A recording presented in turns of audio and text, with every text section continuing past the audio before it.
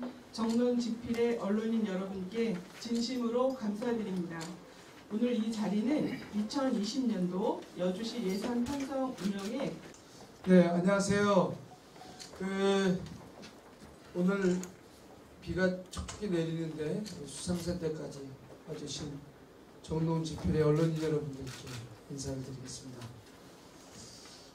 저는 얼마 전에 이제 부탄에 좀 갔다 왔습니다. 부탄에 몇 장의 사진을 보여드리면서 인사를 좀 드리겠는데요. 말로는, 듣기로는, 또 알려주기로는 부탄이 이제 행복지수가 1이다. 근데 우리보다는 좀 못 살지 않냐. 그래서 제가 부탄에 갔는데, 이런 비유적으로 말하면 이런 겁니다. 여러분들이 TV상으로는 사과를 이렇게 딱 보고 계시다면 직접 씹은 거하고 TV하고 속에서 본 거하고 차이 정도 난다. 그래서 우리 공직자들에게 그런 얘기를 했어요. 100만 년 동안 TV를 봐라. 그러면 사과 맛을 느껴보겠냐. 직접 보니 다른데요. 가면 일단 사진으로도 보이는데 부탄에 여러 정보 관련 총리까지 포함해서 만나뵙기도 했고요. 또 하나는 이제 직접 부탄의 사람들의 어떤 삶의 현장에 대한 것을 좀 이해하게 됐습니다. 구체적으로 말씀드리면 대한민국 국가의 소득 수준은 10배 차이, 우리보다 10배 잘 사는 게 아니죠. 10분의 1 정도인데 두 가지를 구체적으로 실현했습니다. 하나는 무상교육과 무상의료죠. 여주에서도 어떤 정책을 실현 이야기하면 그것에 대해서 보편적 복지는 안 된다. 이런 얘기들이 오가고 있는데 실제 10분의 1의 경제 수준으로서 보편적 복지를 직접 실현하는 걸 보았죠. 제가 생각하기엔 그것은 결국에는 정책 당국의 의지의 문제가 아닐까 이런 생각을 좀 하게 됐습니다. 그래서 그걸 좀 더 말씀드리고요. 그 이후에 이제 우리 공직자들께서 우리 예산에 대한 얘기를 할 건데 예산의 자세한 얘기는 김영을 최영호 기획예산 담당관님께서 자세하게 이야기해 주실 거고요. 그러나 이제 예산에 대한 얘기의 큰 틀은 기존에 돈이 얼마큼 쓰였니 이 얘기보다는 예산의 정책적 방향이 지금 도대체 중앙정부가 어디로 가고 있고 광역정부는 어디로 가고 있고 지방정부의 변화는 어떤 거냐 이런 측면에서 좀 큰 틀로 이야기하는 게 적절치 않을까 싶습니다. 현재 문재인 정부 문재인 대통령께서 이제 공약에서도 이야기하신 것은 8대2의 지방예산 구조를 연방제 수준의 6대4까지 가는 게 적절한 게 아니냐. 그렇다면 현재 문재인 정부가 있는 시기에서 7대3까지 가야 되지 않냐. 근데 그 내용이 좀 보면 중앙정부에서 이제 광역으로 내려가는데 광역으로 내려온 게 이제 지방정부가 아직 내려오지 않는 그런 실정이 있다. 과도기에 있다. 이렇게 말씀드리고요. 세부적인 정책 내용들은 좀 직접 시행하면서 좀 혼란한 점이 좀 있지 않을까 이런 생각을 좀 갖고 있습니다. 어제는 제가 금사면에 가서 일을 보고 이제 주롱리에서 잠을 잤는데 어제 이제 제가 지금까지 한 여러 곳 마을인가 이렇게 다닌 것 같습니다. 어제 좀 더 새롭게 느낀 것은 제가 이제 구축하려고 하는 구축 체제가 하나가 이제 푸드 플랜이라는 거 하나하고 커뮤니티 케어라고 하는 두 가지 정책 방향이 있어요. 푸드 플랜이라고 하는 것이 이제 우리 안전한 먹거리를 생산, 유통, 소비를 어떻게 사람 중심으로 할 거냐 얘기하는 게 있고, 커뮤니티 케어라는 게 이제 현재 살고 있는 삶의 공동체에서 서로 보호해주고 서로 삶을 같이 하겠다 이런 건데 그 통합적 개념으로서 제가 이제 여러분들이 아시는 이제 뭐 세상에 행복한 한 끼인데 그게 이제 용어가 좀 더 정교하게 만들고 있는데 완벽하게 정리되지는 않았지만 공동체 복원을 위한 푸드 플랜 뭐 이렇게 되고 있습니다. 그것이 이제 지금 중앙정부나 광역에서도 지금 추진하고 있는 푸드 플랜과 커뮤니티 케어의 통합적인 개념이고요. 이것을 지금 통합적인 개념으로 지금 계획하고 실행하는 지방 정부는 아직 확인되지는 않고 있습니다. 그래서 여주시에서 그걸 중점적으로 하고 있는데 어제 주롱리에서 자고 일어나고 그쪽에 그 마을 공동체가 펼쳐지는 걸 보면서 좀 더 세부적으로 깊게 이해했다 이렇게 말씀드리겠습니다. 이거 좀 포인트 좀 줘보세요.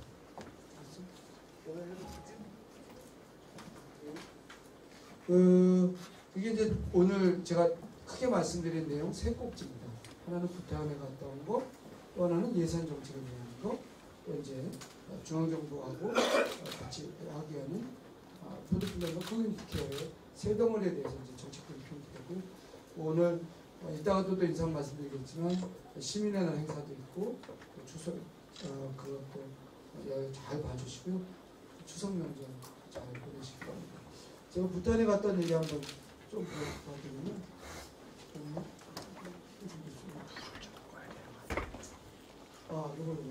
이걸 보시면 잘 보세요. 이게 제가 이제 폼 잡고 앉아 있는 건데 스님이 지나가시잖아요. 이게 개가 모든 걸 말해주는 거예요. 부탄에 대해서 직접 가보셔야 되는 건데 이게 사원이에요. 사원인데 사람이 가기 전에 개가 이렇게 있는 거예요. 여기도 개예요, 개요. 그런데 제가 여기 사이에 앉아있던 거예요. 요거 지나간다. 잘 보세요. 제가 앉아있을 동안 걔 가만히 있잖아요. 이런 개를 한번 보신 적 있으세요? 이게 실제 제가 가서 앉아있는 거예요. 근데 스님이 지나가시잖아요. 근데 걔가 후각이 1만 배가 사람보다 발달돼요. 걔네들이 이거야 우리 동네 북한 사람이 아니고 다른 인간이 앉아서 앉아있겠어. 이렇게 맡았겠어요? 그런데 이 개는만 슬쩍 쳐다보면 스님이 지나가는 거예요. 요것만, 이거 다요. 누구야? 이게 보면. 제가 보면 여러분들 시골의 개들 중에 누워있는데 가만히 예? 처음 본 사람에게 잘 때 그냥 자고 이런 거 한번 보셨어요? 제가 보면 이런 겁니다. 이 개들이 왜 이 부탄의 모든 걸 보든 태어나서 지금까지 한 번도 소리를 지르거나 공격을 당하지 않아요. 여러분들은 이렇게 보면 어떻게 되죠? 개가 물지만 않는다면 어떻게 하시겠어요? 선생님 어떻게 하시겠어요? 물지만 않는다면 무슨 뜻이야? 걔는 건드려 보겠죠. 물까봐 그래 양로에서요? 설정 이놈이 뭐야 좀 치겠죠. 근데 이런 사진을 여러 개 찍었다. 그래서 제가 부탄에 가서 요 사진 하나로 사실은 저는 부탄에 내요. 하물며 개들이 이런데 자동차가 지나가면 개가 길 중간에 두 마리가 누워있어요. 그럼 차를 피해가. 근데 오늘 민원 받는 게 뭐예요? 왜 차가 밀리게 했냐? 왜 교행 못하게 하냐? 50km로 만들고 왜 80km에서 그것도 50km 갑자기 줄였냐? 이거 얘기하고 있어요. 그래서 근본적으로 세상을 보는 눈이 좀 다르지 않아요. 이걸 좀 길게 말씀드립니다. 이거는 이제 쓰레기통인데 요거 말고 곳곳에서 이런 쓰레기통을 놓고 결국에는 사진자를 필요하면 보내드리겠습니다. 아주 깨끗하고 아주 청결한 그런 거다. 볼까 이거는 총리예요. 총리님은 직접 만나서 여주도자기 선물했고요. 직접 부탄의 행복이 어떻게 이루어지고 있는지 부탄 총리님과 사진입니다. 이거는 팀프 이거는 교육부 장관이십니다. 자신이죠. 교육부 장관이시고 이거는 보건부 장관, 무상의료 하는 이분도 의사예요. 아까 총리도 의사고 이분도 의사예요. 이거는 인사위원장이죠. 저보다 나이가 좀 적으신데 아주 인자하게 생기셨는데 아마 부탄에서 중책을 맡으실 것 같습니다. 여기 요 박진도 이사장님이 농어촌 특별 대통령 직속 농어촌 특별위원장이시거든요. 장관 때리시니까 같이 모든 걸 이렇게 좀 해주시고 잘했습니다. 전체적으로는 한 9분의 9명이 이제 박진도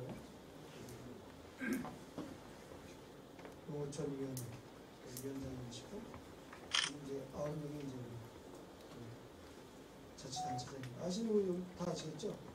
구리시장님, 경기도만 하면 구리시장님, 안양시장님, 여기는 인천 서구시장님하고 이제 전라도에서 오신 우리가 나주시장님, 어쨌든 그렇습니다. 거기에서 이제 부탄에서 오는 정책 기능이 이제 나중에 저도 어떻게 해야 될 거냐 이제 이 부탄에 대한 거 이제 연구하는 연구기관과 함께 할 건데 만약 이것을 하게 되면 지방정부에서 행복실은 지방정부협의회 제가 이제 사무총장님이 되는데 여주시에서 어떻게 실현할 건지를 한번 서로 논의할 건데 부탄 얘기만 하면 부탄은 요게 먼저요. 지속가능하고 공평한 경제발전을 구성하는데 세 가지 영역의 과제를 갖고 있고 그다음에 이제 문화인데 문화와 역사 전통의 보호가 네 가지 영역의 목표가 있고 그다음 환경보호인데 이걸 보면 산지를 산 60% 이상을 무조건 보호하게끔 헌법에 보장됐어요. 좋은 거버넌스가 이제 그다음에 4개의 기둥과 9개 영역으로 이렇게 돼서 지금 아까 좀 전에 말씀드린 거. 근데 여기에서는 국민을 행복하지 않게 하는 정부는 필요 없다. 이렇게 천명을 해서 가져가고 있죠. 이게 33개의 지표로서 생각했는데 이게 여기에서도 좀 더 말씀드리는 것은 외국의 연구자들은 행복이라고 하는 복합론적인 개념 그리고 이제 연구 개념을 하면 단일 영역이고 복합적인 개념이 굉장히 까다로웠는데 이런 거죠. 33개의 지표로 복합된 영역의 행복의 지수를 이걸 수치화했다는 거예요. 계량화했다는 거예요. 무게를 달 수 있게. 이게 정책으로 가려면 이렇게 되거든요. 그래서 이런 것은 서양에서는 심리적인 효과, 심리적인 내용, 자신들의 그 어떤 영역, 그 마음의 영역이라고 생각하는 행복의 개념을 구체적으로 계량화했다는 것은 서구 사회도 하지 못한 거예요. 그래서 부탄에서 되게 놀라운 것은 이 행복 정책에 맞느냐 안 맞느냐에 따라서 정책을 선택하는데요. 그래서 여기 WTO에 가입도 안 했어요. 무역기구에 가입하는 것 자체가 부탄 주민에게 행복지수가 영향을 받는 거죠. 아예 그런 것도 하지 않은 걸로 확인됐습니다. 그래서 그런 거는 이제 제가 천명하고 있는 사람 중심 행복 여주와 관련이 있다. 그것을 좀 더 실현하는 데 우리 부탄 원수는 도움이 됐다. 이렇게 말씀드리겠습니다. 오늘 제가 말씀드리는 요거 말고 이제 기획예산 담당자님께서 예산에 대한 얘기를 하시더라도 혹시 저에게는 시장이 꼭 답변해 주길 바란다 그러면 제가 모르면 모른다라고 말씀드리겠고요. 아니면 아는 선에서 성실히 답변하도록 하겠습니다. 부탄 갔다 온 거, 예산에 대한 거, 우리 미래 비전에 대한 세 가지에 대해서 정론집회 언론인 여러분께 말씀드렸습니다. 고맙습니다. 지난달에 이어서 두 번째 정례 브리핑 통해 인사드리게 되어 기쁘게 생각합니다. 먼저 양해 말씀드릴 사항은 저희들이 국도비 보조사업이 확정이 금년 10월 말쯤에 내년 대선에 확정돼서 보존의 시간이 됩니다. 그래서 세부적으로 구체화된 사항은 아직 설명을 드릴 수 없다는 말씀을 드리고 그게 이제 국도비 보존사업이 확정되고 저희들이 분야 부문별로 사업비가 확정이 되면 의회 제출 전에 다시 한번 언론인 여러분들께 설명하는 기회를 갖도록 하겠습니다. 오늘 정책 브리핑 주제는 2020년도 주요 정책 사업과 이에 따른 예산 투자 방향입니다. 저희 여주시는 지난 6월부터 7월까지 45일간 내년도 예산 편성을 위한 주민 설문조사를 실시했습니다. 설문 결과 주요 내용을 보면 2019년 예산 투입 대비 가장 높은 성과를 달성한 분야는 보건복지와 교육체육 분야입니다. 반면에 가장 성과가 미흡했던 분야는 경제산업 분야와 도시교통건설 분야입니다. 또한 여주시가 당면하고 있는 문제점인 저출산 고령화에 따른 인구 감소 대책 중 가장 효율적인 지원 분야로는 기업 유치와 육아보육 지원이라는 결과가 나왔습니다. 이러한 주민 설문조사 결과와 정부 재정 운용 방향을 기준으로 세출 구조 조정을 통해 재정의 건전성과 효율성을 확보할 계획입니다. 생활 밀착형 SOC 사업 확대 등 시민이 행복한 수요자 중심의 예산을 편성하는 것으로 내년도 재정 운용의 기본 방향을 정하였습니다. 2018년도 일반 회계 결산 기준 여주시 총 예산은 7,849억 원입니다. 주요 분야별로 보면 제일 큰 비중은 국토 및 지역개발 분야가 1,740억 원으로 22.1%를 차지하고 다음으로 사회복지 분야가 1,412억 원으로 18%를 차지하고 있습니다. 수송 및 교통 분야는 909억 원으로 11.6%, 환경보호 분야가 775억 원으로 9.9%, 농림해양수산 분야가 689억 원으로 8.8%, 이어서 일반 공공행정 8.6%, 문화관광 6.5%, 보건 1.6%, 교육 분야는 61억 원으로 0.8%입니다. 공공질서 및 안전은 0.8%고 예비비와 기타 경비가 11.1%로 구성되어 있습니다. 내년도 주요 분야별 투자 방향과 주요 정책 사업을 말씀드리고 투자 방향에 대해서 말씀드리겠습니다. 첫 번째, 교육과 보육 분야입니다. 아이 키우기 좋은 여주를 만들기 위한 대표 사업으로 역세권 학교시설 복합화를 추진 중입니다. 여주 역세권 도시개발사업 구역 내에 초등학교 부지에 지상 1층, 지상 4층의 수영장, 도서관, 평생학습시설과 체육관 등을 갖춘 복합화 시설입니다. 총 사업비 225억 원으로 현재 국도비 확보를 위해서 생활 SOC 사업으로 신청되어 심사가 진행 중에 있습니다. 2018년도 예산을 보면 교육 분야가 전체 예산 규모의 0.8%입니다. 시정 방침 첫 번째인 아이 키우기 좋은 여주를 만들기 위해서는 예산 구조 재편이 필요하다는 생각입니다. 2020년도에는 학교 시설 복합화를 포함해서 현재 중학생까지만 지원하는 무상교복을 고등학생까지 확대 지원하겠습니다. 또한 학교 실내 체육관을 증설하고 혁신지구 교육지원사업 투자를 확대하는 등 교육 분야 예산을 확대하고자 합니다. 두 번째, 공동체 회복을 위한 보건복지와 농업, 사회경제 분야입니다. 여주시의 노인 인구 현황에 대해서는 잘 아시리라고 생각합니다. 이에 덧붙여서 독거노인에 대해 말씀드리겠습니다.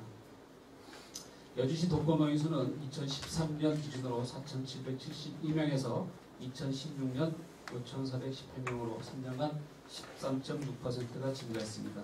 참고로 독거노인 현황은 매 3년 단위로 조사가 이루어지기 때문에 최근에 조사된 게 2016년도가 최근 자료입니다. 증가율을 적용해서 2019년도 3년간 13.6%가 증가할 것으로 가정해서 추계하면 2019년 독거노인 수는 6,155명 정도 될 것입니다. 2019년 7월 말 현재 65세 이상 노인 수가 22,595명입니다. 비율로 보면 독거노인 중 27.2%가 독거노인이라는 얘기입니다. 쉽게 말씀드려서 노인 세 분 중 한 분은 혼자 사시고 있다는 말이 됩니다. 공동체 회복 푸드 플랜은 방금 전에 시장께도 말씀하셨지만 어르신께는 공동체를 기반으로 질 좋은 식사를 제공하는 데 그치지 않습니다. 지역 영세농가에는 직거래를 통한 소득을 보장하고 친환경 로컬푸드를 통한 지역농업 선순환 활성화와 청년에게는 일자리를 제공하는 종합기획입니다. 이를 추진하기 위해 그동안 간부회의 거듭 표를 거치고 또 여러 경로를 통해 의견을 수렴하고 있습니다. 현재는 보건복지부에 사회보장협의를 요청한 상태이며 마을 공동체가 운영 주체가 돼서 지역 먹거리 선순환 시스템으로 지속 가능한 공동체를 만드는 것이 궁극적 목적입니다. 공동체 통합형 푸드플랜 사업을 시행하게 되면 복지 분야 예산이 증가할 것으로 예상하고 있습니다. 주민의견 수정 과정과 종합계획을 수립해서 조속히 추진하도록 하겠습니다. 세 번째, 도시재생과 문화관광, 지역경제 분야입니다. 현재 강남과 강북이 각기 지역 성격이 크게 달라지고 있습니다. 강남 쪽 하동 주변은 구도심으로, 강북은 초고층 아파트가 들어서는 등 아파트촌으로 변모하고 있습니다. 이에 구도심의 제1시장 주변으로 공동화 현상과 슬럼화가 빠르게 진행되고 있는 실정입니다. 물론 강남, 강북 사이에 세종대교와 여주대교, 연인교가 있지만 단순히 교량 이상의 역할은 하지 못하고 있습니다. 이질화되어가는 강남과 강북 지역 문화를 잇는 문화교가 필요한 시점이라고 생각합니다. 이를 위해 현재 문화계 건설을 위한 타당성 용역을 진행 중에 있습니다. 문화계 건설은 여주의 강남과 강북이 경제, 환경, 교육, 건강 등을 소통하는 통로가 될 것입니다. 다리 자체가 볼거리를 제공하고 강 양안을 이어 서로 간의 문화를 교류해 여주 시민이라는 공동체를 묶는 역할을 할 것입니다. 뿐만 아니라 문화계를 현재 추진 중인 출렁다리부터 연인교, 여주대교, 세종대교와 하나의 블록으로 묶을 것입니다. 이렇게 문화를 중심으로 한 신수 기반형 압축 도시를 만들고자 도시재생 아이디어 공모전을 계획 중에 있습니다. 공모 결과를 토대로 도시 문화관광 벨트화는 지속 발전 가능한 여주의 새로운 성장 동력이 될 것으로 기대하고 있습니다. 지역경제 활성화를 위한 기업 유치와 생활여수의 사업을 위해서는 부지 확보가 최우선되어야 합니다. 부지가 있어야 우수기업을 정상적으로 유치할 수 있고 각종 공모사업에 적극 응모할 수 있는 여건을 만들 수 있습니다. 앞으로 지역발전의 밑거름이 될 수 있는 토지 매입에 중점을 두고 선제적으로 대응할 계획입니다. 한편 이미 인구 18만 기준으로 완비된 국토개발, 건설, 도로 분야 예산은 앞서 설문조사 결과에서 말씀드린 바와 같이 가장 많은 투자가 되었음에도 불구하고 투자 대비 성과는 시민들이 크게 만족하지 않는 분야로 나타났습니다. 따라서 도시계획도로와 이런 기반시설에 꼭 필요한 사업 외에 도로 및 지역개발 분야는 점진적으로 투자를 축소하여 사람 중심, 다시 말씀드려서 보편 다수 시민들의 행복지수 향상에 도움이 될 수 있도록 재정을 운영해갈 계획입니다. 이상 설명을 마치겠습니다. 지금 제가 말씀드릴게요. 그렇지 않습니다. 지금 아까 말씀드린 그 여주시 전체 면적은 608.4 면적인데요. 그거는 서울시가 605제곱킬로미터입니다.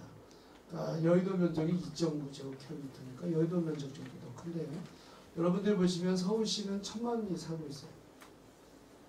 여주는 지금 정확하게는 2018년도 기준으로 해서 450명이 줄었어요. 올해 지금 추세로 하면 1000명 정도가 줄어들 것 같아요. 근데 이게 덜 줄면 좋은 거예요. 근데 지금 450명 중에서 1000명은 급속도로 줄는 거죠. 근데 이제 경기도, 서울시도 지금 줄고 있고 부산도 줄고 있습니다. 경기도 내에서는 지금 화성을 엄청 대규모로 늘고 있습니다. 그런 면으로 보면 여주만이 줄지 않는다. 이런 말씀드리거든요. 인구 정책에 대해서 좀 선진적인, 일본 같은 경우에는 빈집들을 다시 자연화시킵니다. 부셔서 산으로 바로 없애버립니다. 인구가 줄면서. 그리고 이제 그런 추세로 본다면 지금 기자님이 얘기하신 것처럼 균형 발전이라는 것이 도대체 어떤 것이냐가 사실은 정책을 하는 지방정부의 고민인데요. 그것은 우리가 무엇을 하겠다는 게 아니라 인구 추이에 따라서 변화를 시킵니다.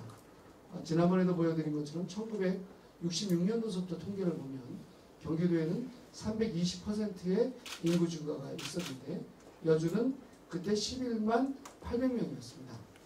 지금은 11만 1,500명 정도 살고 있어서 장장 54년 동안 1000명도 늘지 않는 그런 인구 변화가 있습니다. 그런데 도시 인구 증가로 보면 여주 시내에만 150%가 인구가 증가되었고요. 점동면 같은 경우는 54%가 인구가 감소되는 걸로 나타나고 있습니다. 그렇다면 시지역과 면지역에 있어서의 어떤 사람이 사는 것에 대해서 정책은 이런 어떤 통계적 추이에 따를 수밖에 없는데요. 그거에 따라서 그렇다면 어쨌든 주롱리에 갔더니 전체가 95세대인데 인구는 한 150여 명입니다. 따라서 한 가구당 1.5인이에요.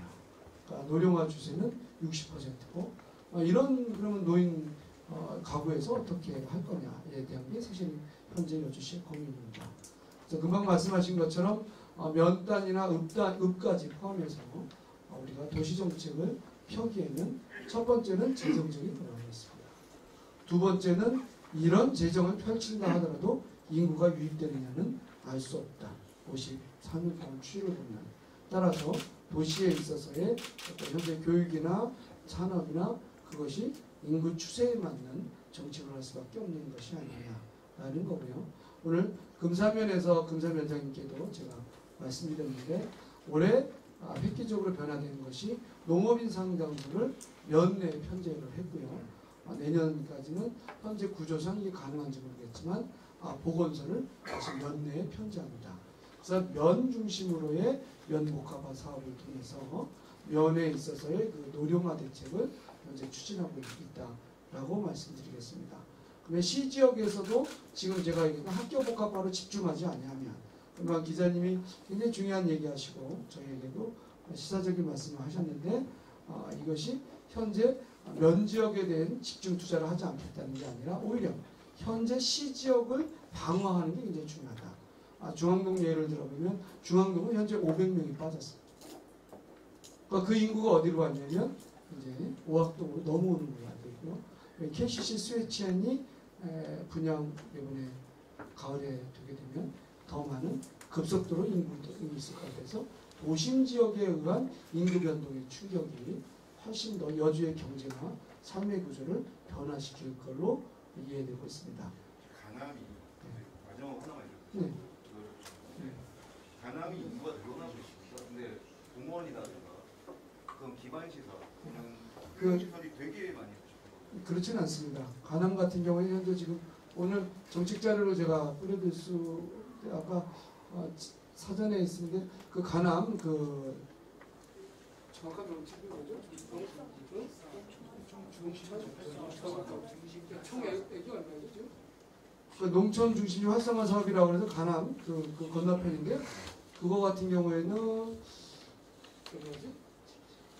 그거는 말씀 들었는데요. 네. 지금 말씀하신 것처럼 나무장님한테 말씀드렸는데 그거 말고 공원이라든가 시민들이 휴식할 수 있는 편하게 볼 수 있는 기자님 죄송한데요. 그거는 이렇게 말씀해 주시면 됩니다. 현재 공원 같은 경우에는 인구 저기 그 집중 지역에 반경 몇 킬로 내에 어떤 공원이 어떻게 되는지 그거만 좀 따져봐야 될 것 같고요. 지금 말씀하신 것처럼 공원에 대한 부족은 전체 인구 대비해서 우리가 한 3%인가 5% 이렇게 되는데 대한민국 전체가 지금 공원이 굉장히 적은 걸로 나타나고 있습니다. 일반적 평균치에서는 미치고 그러니까 저희들도 부족하다는 걸 솔직히 인정해드리겠고요. 그래서 지금 아까 우리 예산 정책에 보면 그걸 방어하기 위한 도시재생 사업으로서 부동산 매입을 하고 있다.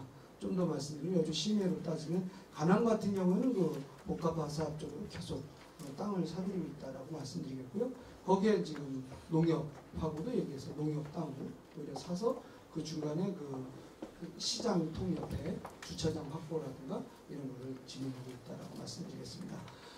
시 지역에서는 지금 아시겠지만 교육청 앞에 있는 뭐 방학간터라든가 여러분들 잘 아시는 여주정 영화라든가 이런 것을 사들이면서 계속 여주시의 이제 도시재생과 또 공동화 현상에 의한 도시 어찌 보면 어려운 문제를 좀 방어하고 이렇게 제가 좀 자세한 설명은 안 됐겠지만 이해해 주시길 부탁드리겠습니다.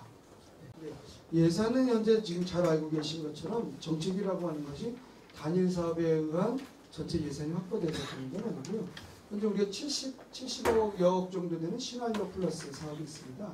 그렇다고 현재 매칭하면서 현재 움직이고 있다라고 말씀드리겠고요. 여주는 3동 1읍 8면에 구성되어 있고 거기에서의 어떤 노인 인구는 한 22,000여 명 정도 되어 있고요. 따라서 이것에 대해서 이제 전면 이게 아까도 제가 말씀드렸다시피 대한민국에서 이 법례가 없습니다. 또 일본에서도 법례가 없습니다. 이런 측면에 따라서 이제 투 트랙으로 간다. 현재 할 수 있는 건 할 수 있는 대로 먼저 가고 그리고 정책적으로 미진한 제도적으로나 이 어떤 이런 문제가 있는 것은 그건 또 그거대로 유보하겠다 이렇게 현재 계획하고 있습니다. 그래서 신활력 플러스나 기존 사업들을 어떻게 결합시켜서 할 것이냐가 이제 하나의 금방 좋은 지적하셨는데 예산에 대한 얘기와 실제 실행력을 낮추려고 노력하고 있다는 얘기를 말씀드리겠고요. 또 하나는 이제 이것에 대해서 이제 뭐 여론에 대해서 여론적으로 뭐 이걸 반대하시는 분들이 있다는데 저는 오히려 그거는 적극적으로 받아들여야 된다. 왜냐면 지난번에 이제 그 모 의원님께서 어분방언으로 얘기하시기를 뭐 이게 뭐 몇백억 들어간다고 했는데 저희 기자님들께 이렇게 말씀을 이해해 주시면 저도 처음 들은 얘기예요. 왜냐면 이 정책 설계단에 들어가면 우리 부서에서는 누구는 몇십억, 누구는 뭐 100억, 누구는 300억, 400억 이렇게 얘기가 흘러나는 겁니다. 왜냐면 부서별로 정책을 설계하는 어떤 입장도 다르고 내용도 다르다 보면 그렇게 얘기되는데 그러한 이야기 중에 하나가 마치 결정된 이야기처럼 나오게 되고 그것은 또 2차, 3차 다른 오해를 불러일으키거나 또는 그런 인식에 따라서 뭐 이렇게 되면 결국 정책이 잘못되는 거 아니냐 이런 우려감이 있는데 죄송합니다만 그런 것을 겪어나가는 게 정책 실행이 아닐까. 그런데요, 그냥 학교복합과도 커뮤니티 센터고요.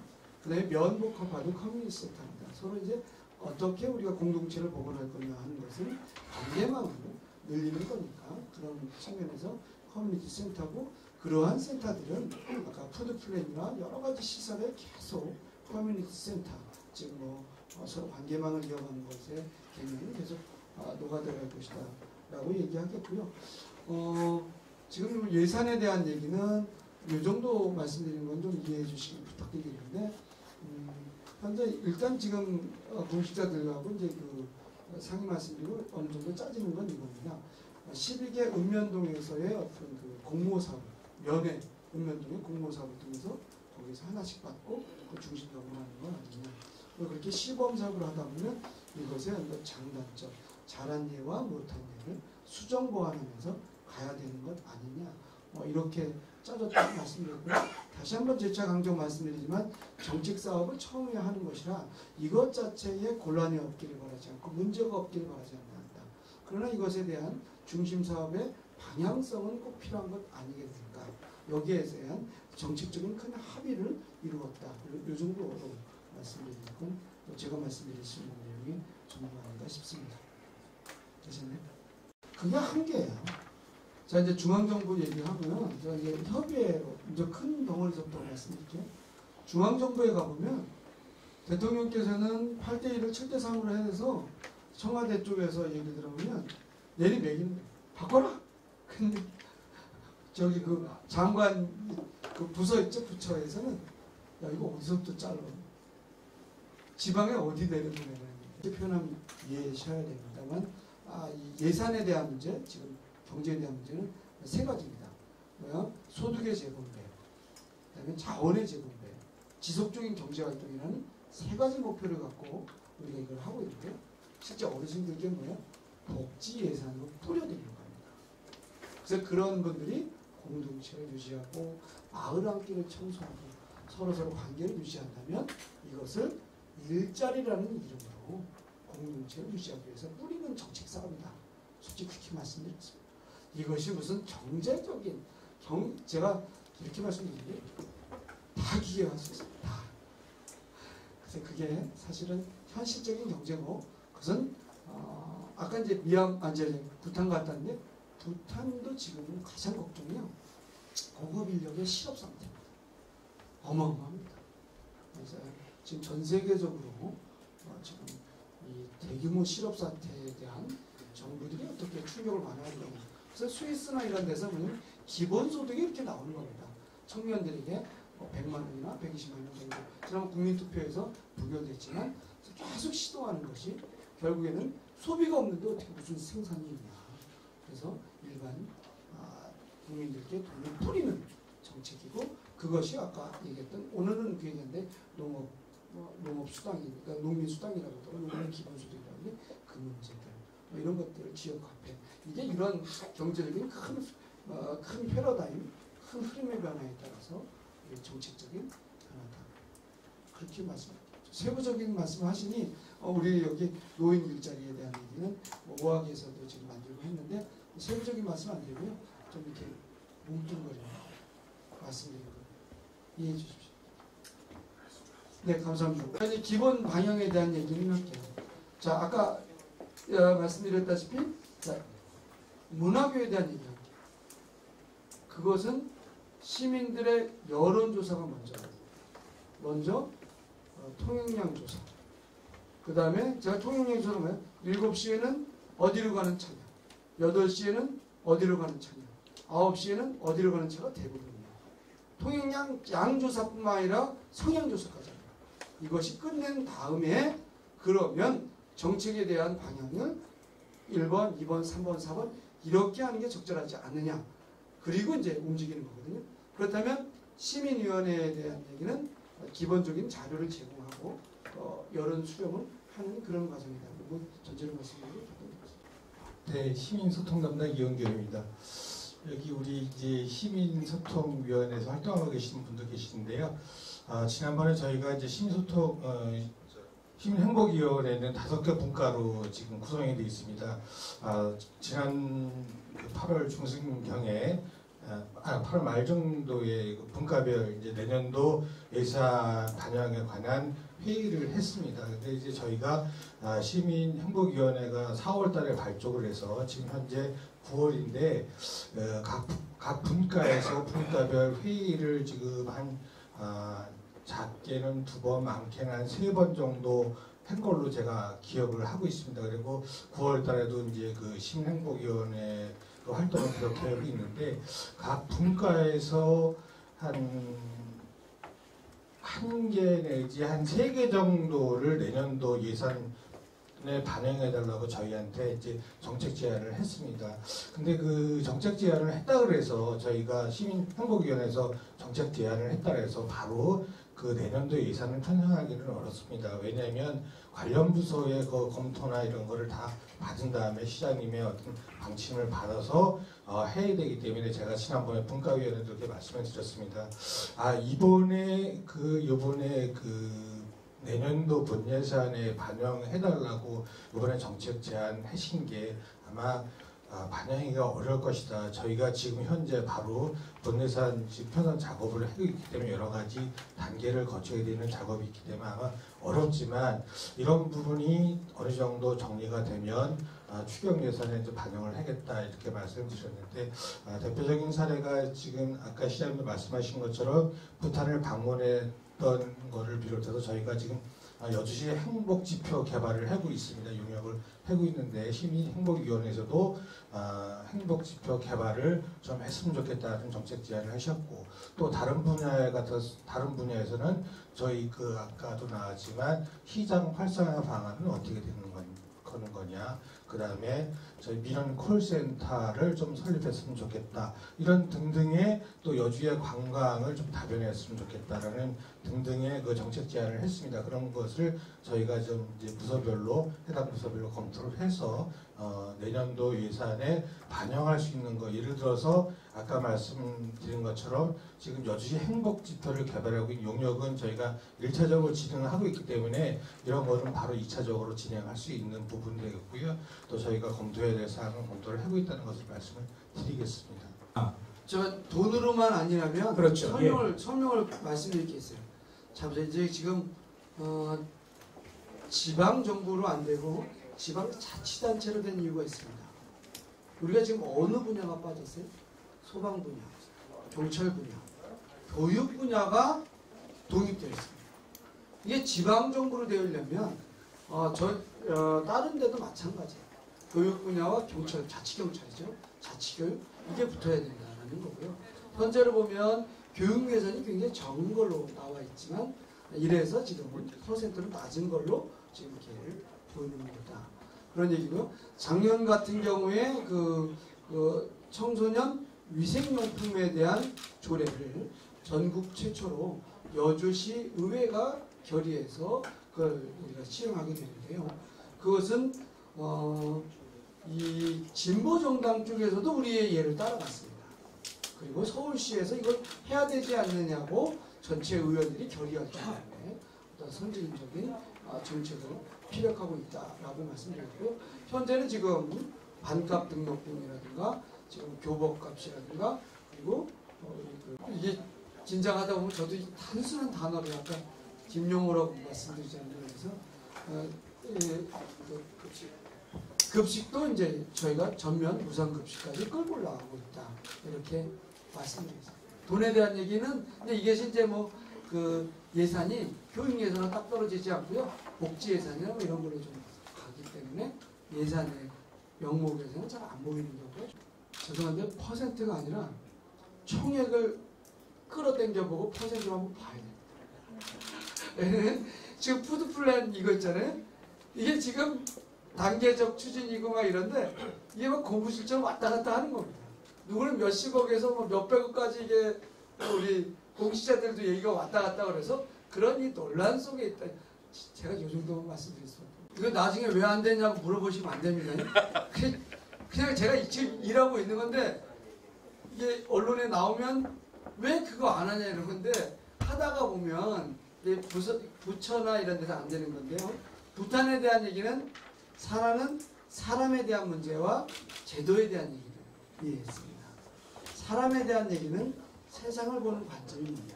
그래서 아까 개사진에서 보셨잖아요. 생명에 대한 존중감 이런 거예요. 그래서 제가 그 어떤 사원에 갔는데 거기 비포장이거든요. 근데 죄송한데 거기 빠져나간다 되게 힘들었습니다. 근데 그렇지만 관광객들이 끊임없이 들어오지만 그냥 그렇게 그냥 사는 거예요. 그리고 우선 예산이 이게 여주시 예산 같은 경우에 가보면 제가 이제 여러분들께 가보시는 게 어떠냐라는 얘기밖에 못하는데 중앙 그러니까 왕이 사는 궁궐이나 또는 정부 부처는 굉장히 권위가 있습니다만 실제 부서는요 비과세입니다. 그리고 이 서울시와 같은 그 시청 건물이 어디 새들어 살아요. 그래서 이게 굉장히 어떤 이 정책 마인드가 여기까지는 오려면 돈이 없으니까 거기 우선 맺지 못하고 제가 가장 중요한 것은 그렇게 생각해서 두 가지. 하나는 사람의 하나의 어떤 문화, 그러니까 아까 인식에 대한 문제와 제도에 대한 얘기. 아까 제도는 아까 4개 영역과 그러니까 4개 기둥과 9개 영역 그리고 33개의 지표로서 과학화시키는 그런 어떤 정책 능력이 타고남을 통해서 부탄에서 여주시의 행복 정책이 과학화뿐 아니라 인식의 변화가 필요하지 않느냐 이런 걸 배웠다라고 말씀드리고요.